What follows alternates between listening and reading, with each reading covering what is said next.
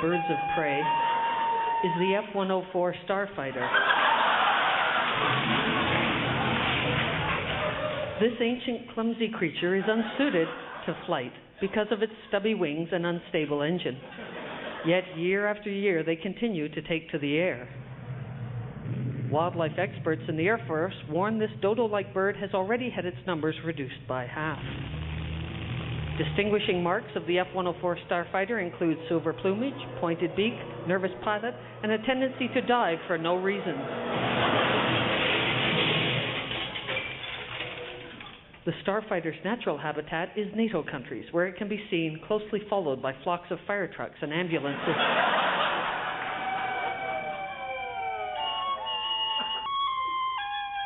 For more information on the F-104 Starfighter and its close relatives, the lead balloon and the F-18, contact the Department of Defense, Ottawa.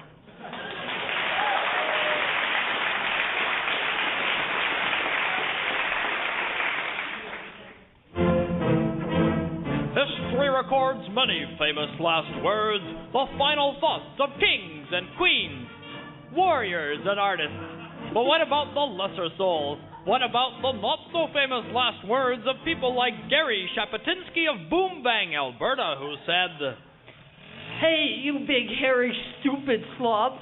What's that stupid Hell's Angels mean on your dumb, ignorant jacket?" Or Brenda Stirrups of New Improved Ontario, who last said, "I'll go stand by the target and see how close your arrows land." Who remembers Povis Watson of Eckville, Alberta, who said, "We should build a synagogue here in Eckville."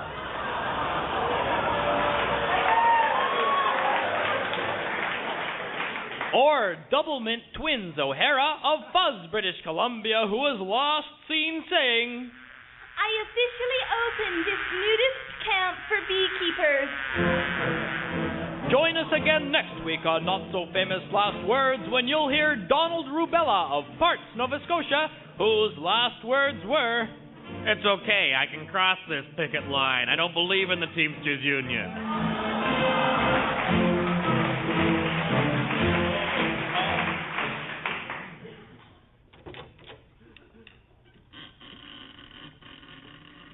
Egad, Holmes, shouldn't we wait for the police before we explore the mansion? They'll be here soon enough, Watson. Lady Tennaby is in imminent danger. Egad, Holmes, look, on the bed! Lady Tennaby. We're too late. Don't touch the dead woman's body, Watson. Really, Holmes, you're worse than my mother.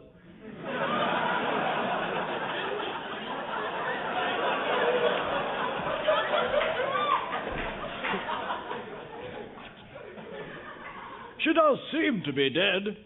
Murdered by the mysterious gloved hand. The gloved hand? What makes you say that, Holmes? Well, it's elementary, my dear Watson. The bruises on her neck match those of the other victims. Notice the telltale red mud on the carpet, the same we found next to all the bodies. The position of the body, and the note that reads, "The gloved hand has got his revenge." It all adds up. I'm afraid you lost me there, Holmes. Well, it's quite simple, you see, Watson. The same telltale bruises. The mystery of the same telltale bruises. No. This is the mystery of the gloved hand. Yes? Well, look at the imprints made on her neck from the leather stitching on a glove. Oh! So you see. No, I'm afraid not. But there, the muddy footprints all over the carpet. That's the same red clay we found at the site of the other murders. Oh, what a peculiar coincidence. Coincidence? The mystery of the identical bits of red stuff. No. The gloved hand killed her. Why'd you say that? Look at the bleeding note you sought. See? It says the gloved hand committed the crime. So, you think the gloved hand did this? I don't think, Watson. I know. Wait. I just heard something. You there! Come out from behind the curtain. I have a gun. So we meet again, Holmes. Moriarty, you're the gloved hand. Yes, Holmes, you've got me now. Hello, what's all this then? Officer, Lady Tennaby is dead and the murderer is standing right there. The infamous Professor Moriarty, alias The gloved hand. Well, I hope you have some evidence to back up these wild accusations. Not a shred, I'm afraid. Oh, shut up, Watson. There's clay on Moriarty's boots, the leather gloves in his hand, and he confesses to the crimes. What's the connection? It's the mystery of the confusing crime. Oh, I see. There's no mystery. I did it. Now, come on now, what proof do you have? Let's call it the mystery of the what proof do you have? No. We can make it the mystery of the snappy dresses. No. You realize, Holmes, that if I'm locked up, you won't have another serious challenge in your life. I'm afraid letting you go is the only sporting thing to do. I'll be off then, and I'll bet you won't catch me at my next caper. I wouldn't be so sure, Moriarty. Goodbye. Excuse me, officer. What? It seems our criminal escaped. What criminal? But what of the gloved hand, Holmes? Who will be his next victim? I have a good idea who, Watson. A good idea indeed.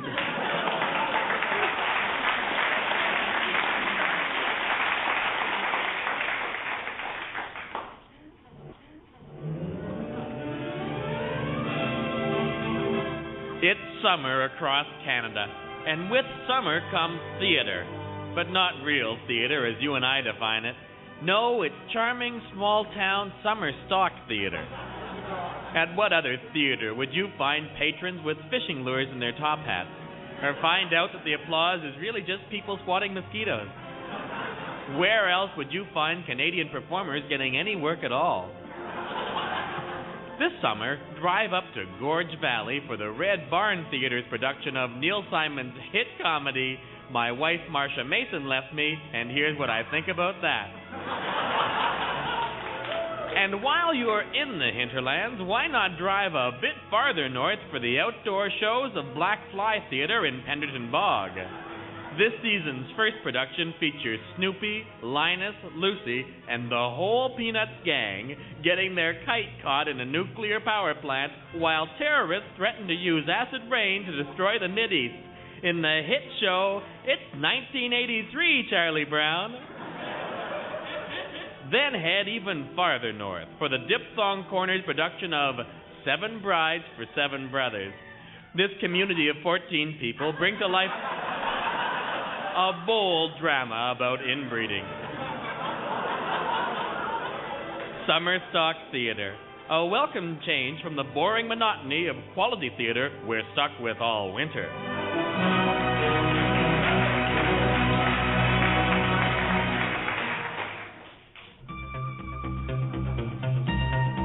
Hello and welcome to the Unexplainablistic Expialidocious. Tonight, we look at the mysterious phenomenon of spontaneous human combustion. Do people really burst into flames? There have been over 400 reported cases of spontaneous human combustion. A fascinating case of spontaneous human combustion is Drummond-Horvath. It's beyond science. It's beyond chemistry. It's beyond third-year geography. Tell us about it. Okay, well, I was sitting in my gasoline-soaked chair, just splashing kerosene all over my head, it was average, so my feet were soaking in a large bucket of crude oil, and then I went to light a cigarette, and whoosh, it was beyond me. What, you merely set the combustibles aflame? It's not beyond you. No. Nigel Robitaille, you are a police officer. That is correct. And you suddenly burst into flame. Yes, ma'am, I did. People don't believe me, but I was there, I know. I've kept my lips sealed rather than suffer ridicule. Well, where did it happen? Okay. On my home planet, Biempable, 1 million years ago, when the rubber people crowned me king. You're nuts. More ridicule. I should have kept my lips sealed. Olivia Davis, your husband caught fire for no reason. Yes, he did. Can you prove it? The fire marshal found no conclusive evidence that I had done it. Nothing was uncovered by the police, and the insurance was so convinced they gave me the $10 million.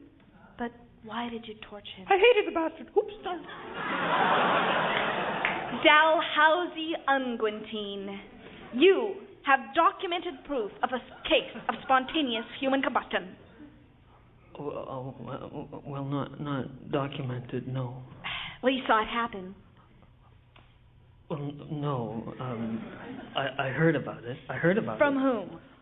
A cop named Nigel Robitaille from his home planet Blimpleable. But Nigel Robitaille is a liar, a mental patient.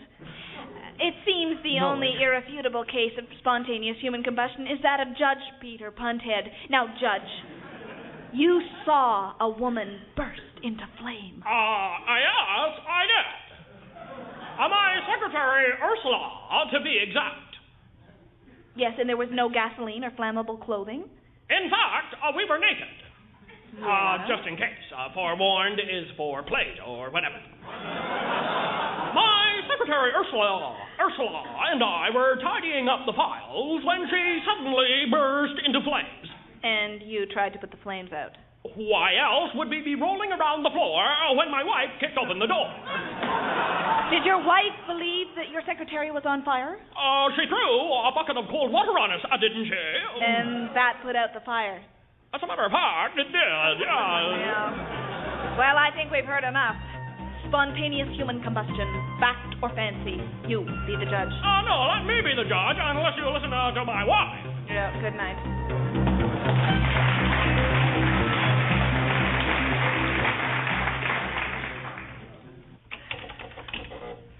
Computer keeps throwing out my program. Well, that computer has to be running when this opens up at an 8 this morning. That's 4 hours away, Will. Well, this program won't be debugged in time. I wish I'd never gotten into computer programming. Too much pressure, too many worries. Look at that fly. He doesn't have any worries. That's not a fly, that's a gnat. Well, the gnats are pretty lucky. Yep. Gnat's got it so good. Tiny, single, flying along. Well, computer programming's pretty rewarding. Yeah, but it ain't being no gnat, that's for sure. Bigger than a midge, smaller than a fruit fly. The gnat, proud and free. Until it gets swatted. That's the risk you take, being a gnat. You know, gnats live in the fast lane. And on fruit. Don't they live on fruit? Gnats sneer at us straight, stuck in skyscraper offices. Gnats have a rich life. 24 hours to live, so make the most of it. 24 hours? That's not so long. Long enough if you're a gnat. Look at them buzzing around, living every second to the limit. Live fast, die young, leave a beautiful exoskeleton. And the women. Lots of women gnats? You ever seen a cloud of tiny bugs in the evening just sort of swarming? Yeah? Those are all chick gnats for one male gnat. Wow. All for him? Yeah, he's a bull gnat. Built like a June bug, too. Yeah. Chicks love him, I bet. Why is he flying against the window there? Hey, look outside the building. A cloud of chick gnats. Yeah, and the stud gnat wants at him. All right, give him room. All right, open the window for him. Let him at him. The windows don't open on a skyscraper. Break it. Here, throw that computer terminal through it. Right, give me a hand. Lift. Give it out. There we go.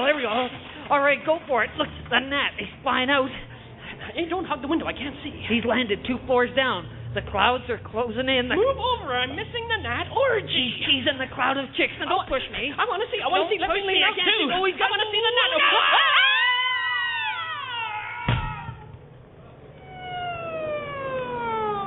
Chief, can you give us information on how the 2 men died?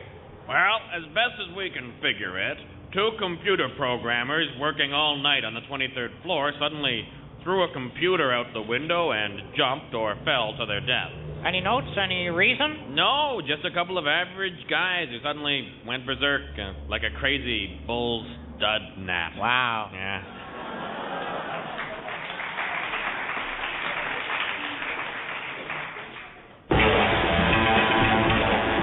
When criminals run free. When it isn't safe to walk the streets in the nude. When police are powerless to stop the weekend. Then people call for just one man. Mr. Canoehead. Brother of Ted. That's me!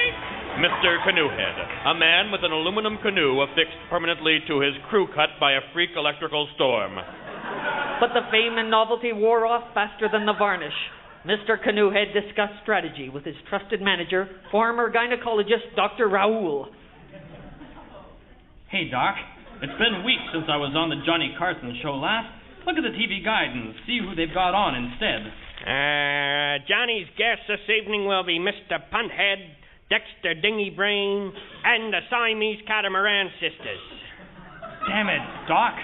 They're phonies, cashing in on my fame. For crying out loud, they don't even have their boats welded to their heads. They use straps. I know, but you're not popular anymore. Why not? You're my manager. How come you can't get me on the Johnny Carson show anymore? They want people who can right themselves in Arctic waters, like Mr. Kayak Head or Charles Nelson Riley. But what about the sales of my Mr. Canoehead souvenirs? Sales of Mr. Canoehead key fobs and Mr. Canoehead taco shells have dropped 60%. What can we do? Well, I don't know about you, but I've skinned off as much money as I could fit into these 12 suitcases. Goodbye, sucker! I've been played for a fool. I'm penniless. I've got nothing left to live for. I'm going to end it all by jumping out the window of this 12th floor hotel suite. Hey, I'm floating.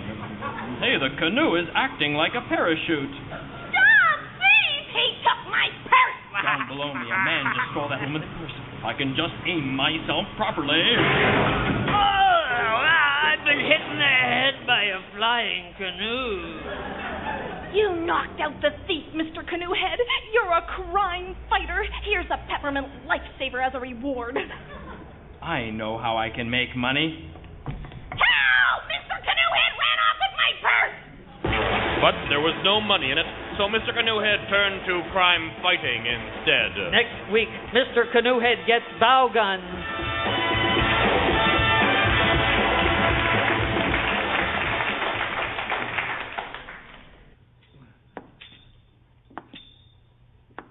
Hey, stranger. What do you want? Looking for a fella named Heenan. I'm Heenan. Principal Heenan. Ain't never seen you around Greenfall Public School before. Nope. Well, stranger, this is my school, and I get to know everybody that comes through it. Don't take kindly to strangers. What brings you to these parts? I'm the supply teacher.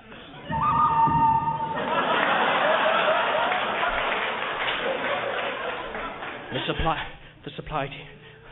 You must be here about the grade 5. Now look, stranger. Now looky here. We don't want no trouble. Where do you expect I can find them? Down the hall. Room 11. Don't tell them I sent you. Much obliged. Hey! Didn't tell me your name. No, I reckon I didn't.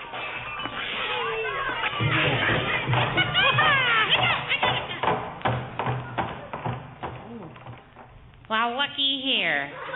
If it ain't the new supply teacher. We don't take kindly to supply teachers in grade 5. Last one they send us is 6 feet under the monkey bar. I know. You know? How come you know? That was my brother. What you gonna do about it, stranger? I'm gonna learn you some lessons. Well, maybe we don't want to learn. Right, class? Yeah. Maybe we're problem students. What do you say to that, teacher? What you gonna do? I'm gonna call the roll. Michael Adams. Yeah, here. Kenny Baines. You talking to me, stranger? I'm talking to you. Well, I ain't talking to you. I'm asking you one more time, then I ain't asking again. Kenny Baines. I'm sorry you did that. Kenny Baines, absent. You shouldn't have done that, teacher. That's almost as dumb a move as what the last teacher did. Last teacher tried to teach us geography. So I hear. You fixing on teaching us geography? Not right away. First, I'm going to teach you arithmetic. Over my dead body. Nobody teaches us arithmetic. Especially not... division. Get behind her, Tommy. Right. There's 30 of us, only one of her. 30, eh? All right, let me teach you something. 30 divided by 30. Get her! Get her! Get her!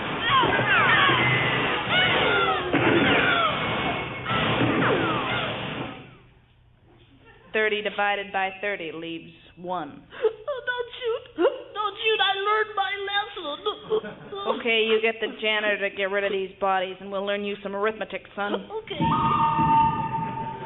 This program brought to you by Concerned Parents for Stricter Education.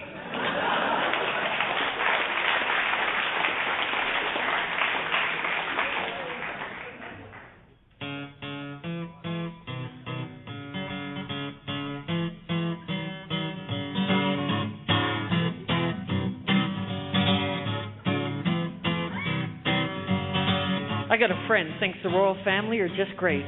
She's got coronation cups, plates, and pillows, royal wedding photos, tea towels, oven mitts, and little statues of Elizabeth all over her house. I asked her what's so great about the royal family. And she says she enjoys following a family based on tradition, and she says she finds comfort in the fact that something based on the old values has stood the test of time after all these years, and aren't they wonderful? I said, is that all? She said, is that not enough? I said, wake up!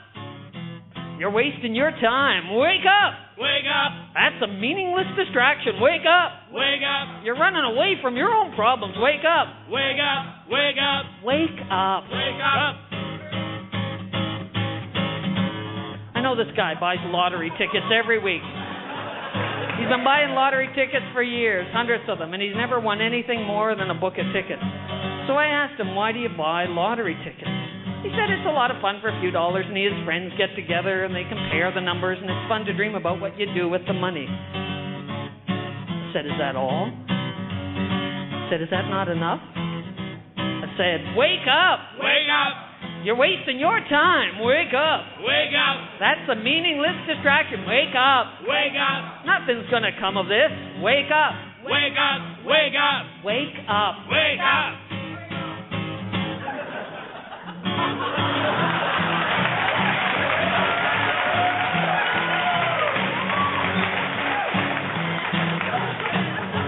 I got a neighbor who tells me she watches Falcon Crest, Dynasty, Dallas. I asked her why, and she says she enjoys watching mindless soap operas. The stories are corny, but it's something to indulge in and relax. And I said, is that all? She said, is that not enough? I said, wake up. Wake up. That's a meaningless distraction. Wake up. Wake up. Nothing's going to come of this. Wake up. Wake up. Wake up. Wake up. Wake up. So my wife asked me, why do I criticize so much? Why do I hassle people, she said, and tell them what to do with their lives? And I said, someone has to point out their shortcomings. Otherwise, they'll just go on living the way they have. She said, is that all? I said, is that not enough?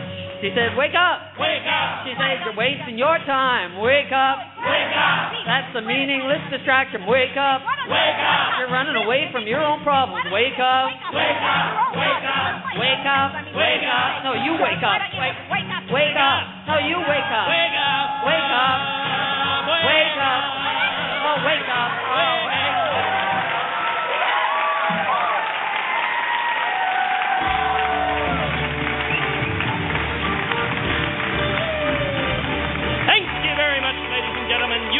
humming and hawing to Frantic Time. Conceived, written, and performed by the Frantic, Dan Reddican, Paul Shadow, Rick Green, and Peter Wildman. With special guest this week, Meg Ruffman, the Swiss Chalet Girl. Oh, I can't say that. This is public broadcasting. Sound effects by Kathy Perry. Sound effects by Kathy Perry. Technical production, Brian Dawes and Mike Furness, not Keith. Production assistant was Deborah Toffin. Produced by David Milligan in the beautiful Blue Orchid Room at the Ontario College of Art. I got that right. Good night.